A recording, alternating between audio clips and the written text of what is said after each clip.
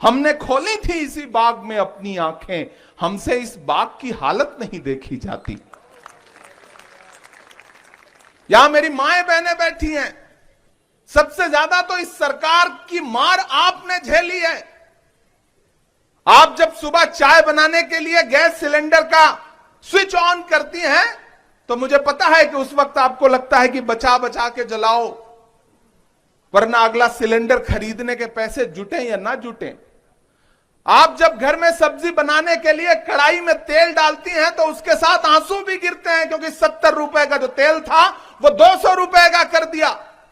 आटा, चावल, दूध, दही, पनीर, छाछ, लस्सी क्या नहीं महंगा कर दिया इस सरकार ने। लुटेरों की सरकार है ये।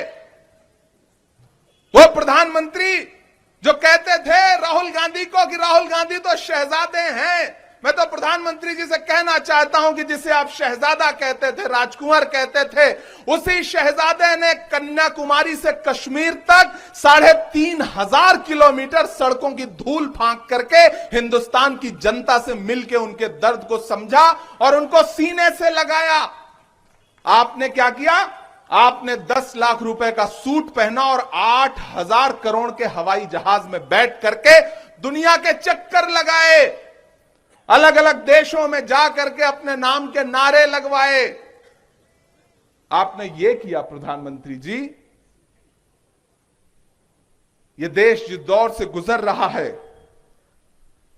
महाराष्ट्र वालों, आपने हमेशा से देश को, समाज को एक दिशा दिखाई है, एक राह दिखाई है।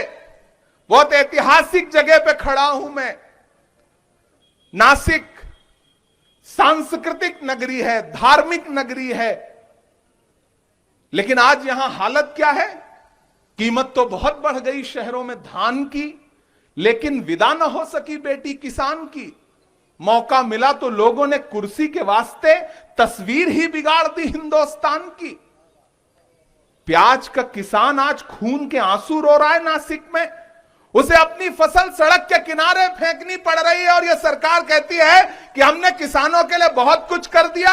हमने देखा है प्रधानमंत्री जी, मैं दिल्ली रहता हूं, कि दिल्ली के बॉर्डर पर बैठे हुए किसान आपसे चरौरी मिन्नत कर रहे थे और ये कह रहे थे कि कृषि कानून वापस ले लीजिए, लेकिन आपका अहंकार ये बोल रहा था कि नहीं, हम नहीं वापस लेंगे। 700 किसान जब मर गए तब आपका जमीर जागा और उसके बाद आपने एक दिन उन किसानों से संवाद करके वो कृषि कानून वापस लिया। 700 किसानों की मौत के बाद तुझको कितनों का लहू चाहिए अर्ज़े वतन, कितनी आहों से कलेजा तेरा ठंडा होगा।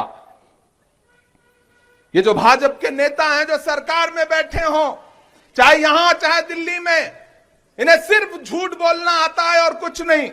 वो एक भाजपा के नेता एक गांव में पहुंचे, लोगों को इकट्ठा किया, बोले बताओ तुम्हारी क्या समस्या है, हम दूर करेंगे। तो गांव के सीधे साधे लोग, उन्होंने कहा हमारी 2 समस्या है। तो नेताजी ने, भाजपा के नेताजी ने कहा बताओ क्या समस्या है। बोले हमारी पहली समस्या यह है कि यहां पे कोई भी अस्पताल नहीं है, डॉक्टर नहीं है। नेताजी ने तुरंत अपना मोबाइल निकाला, पता नहीं कहां नंबर डायल किया और उसके बाद इधर उधर कुछ बात करके बोले लो मैंने तुम्हारी पहली समस्या हल कर दी, अब दूसरी बताओ। तो गांव वालों ने कहा कि नेताजी दूसरी समस्या यह है कि इस गांव में मोबाइल का कोई नेटवर्क ही नहीं है। इस तरह से यह सरकार चल रही है, इस तरह से काम कर रही है यह सरकार। इनके पास सिर्फ आधार क्या है?